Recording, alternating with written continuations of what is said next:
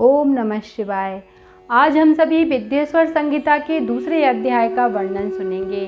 प्रयागराज में सभी ऋषि मुनि जब अपनी सभा करते हैं और वहां श्री सूत जी महाराज पधारते हैं और सूत जी महाराज जी से सभी कलयुग के संकटों से और कलयुग के पापों से उनको किस प्रकार मुक्ति मिलेगी, कलयुग के पापों से वो कैसे बच सकेंगे, उसके क्या उपाय हैं, उसके लिए जब उन्होंने श्री सूत जी से सवाल पूछा तब श्री सूत जी ने उनको क्या उत्तर दिया और क्या उनको उपाय बताया, इसका वर्णन हम शिव महापुराण में विद्येश्वर संहिता के दूसरे अध्याय में आज सुनेंगे।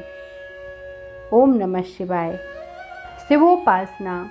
नमामि ताते शंकरं सुरम्य चंद्रशेखरं नमः उमा महेश्वरं स्वभक्तिकल्पपादिपं त्वमेकमेवमीश्वरं शिवम् अनादिचैवतं नमामि प्रेम मंगलम जगद्गुरुं च शाश्वतम्। ओम नमः शिवाय। हर हर महादेव। शिव महिमा और शिव महापुराण का वर्णन।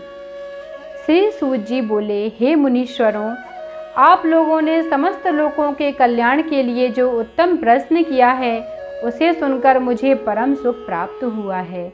कलयुग वास्तव में पापों का मूल स्रोत है, अतः कलिकाल के पापमय प्रभाव से प्राणियों को मुक्त होने का उपाय जानना अति आवश्यक है।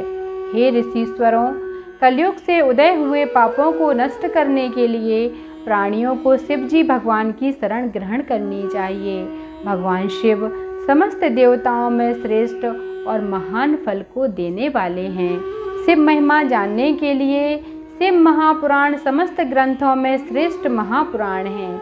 इस महापुराण में समस्त वेदों और शास्त्रों का सार है। महामुनि भगवान वेद व्यास ने इस महापुराण की रचना की है। इस महापुराण के पढ़ने सुनने आदि से जो फल प्राणी को प्राप्त होता है उसका वर्णन करना अति कठिन है। मैं अपनी बुद्धि के अनुसार अति सूक्ष्म रूप में इसके महात्म को आपके सम्मुख वर्णन करता हूँ, उसे आप सभी ध्यान से सुनिए। महामुनि व्यास जी का स्वयं ही यह कथन है कि यह महापुराण महान फल को देने वाला है। जो भी प्राणी शिव महापुराण के 1-2 अध्याय को भी सुनता है उसके समस्त पाप क्षय हो जाते हैं। जो पूर्ण शिव पुराण का भक्ति सहित पाठ करता है उसे मोक्ष की प्राप्ति होती है और जो प्राणी शिव महापुराण के अनुसार कर्म करेगा वह अश्वमेध यज्ञ के फल को प्राप्त करता है।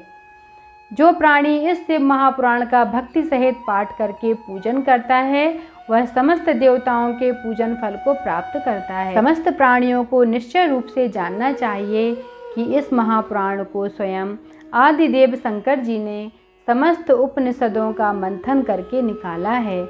इस शिव प्रदत्त अमृत का पान करने से प्राणी अमर पद प्राप्त करता है। जो प्राणी इसका पाठ नित्य 1 मास तक करेगा वह ब्रह्म हत्या सरी के महान पापों से भी मुक्त हो जाएगा। इस महापुराण का पाठ शिव मंदिर अथवा बिल्व वृक्ष के नीचे बैठकर जो भी व्यक्ति करेगा उसे समस्त सिद्धियां अनायास ही प्राप्त हो जाएंगी। जो प्राणी इस महापुराण का पाठ भैरवनाथ के मंदिर में बैठकर 3 बार करता है उसकी समस्त मनोकामनाएं पूर्ण होती हैं। जो प्राणी चतुर्थी के दिन उपवास करके इसका पाठ बिल्व वृक्ष के नीचे बैठकर करता है तो वह शिव जी की अनन्य भक्ति प्राप्त करने से देवत्व पद को प्राप्त करता है। शिव महापुराण में शिव जी के द्वारा दिया हुआ ज्ञान जो अर्थ, कामना, धर्म और मोक्ष के संबंध में है वह पूर्ण विवेचना सहित प्रस्तुत है। इस महापुराण में भगवान शंकर जी की समस्त लीलाओं का विशद वर्णन है। यह महापुराण प्राणियों के लिए परम आदरणीय है और श्रद्धा की वस्तु है।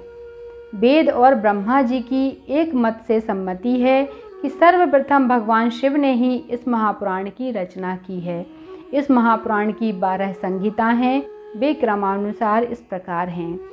पहली है विद्येश्वर संहिता, दूसरी है रुद्र संहिता, तीसरी है विनायक संहिता, चौथी है उमा संहिता, 5वीं है मातृ संहिता, 6वीं है एकादश रुद्र संहिता, 7वीं है कैलाश संहिता, 8वीं है शतरुद्र संहिता और 9वीं है कोटि रुद्र संहिता, 10वीं है सहस्त्र कोटि रुद्र संहिता, 11वीं है वायवीय संहिता और 12वीं है धर्म संहिता।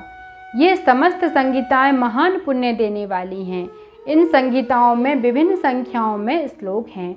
विद्येश्वर, रुद्र और विनायक तीनों संहिताओं में से प्रत्येक में 10,000 श्लोक हैं। उमा और मात्र दोनों संहिताओं में प्रत्येक में 8,000 श्लोक हैं।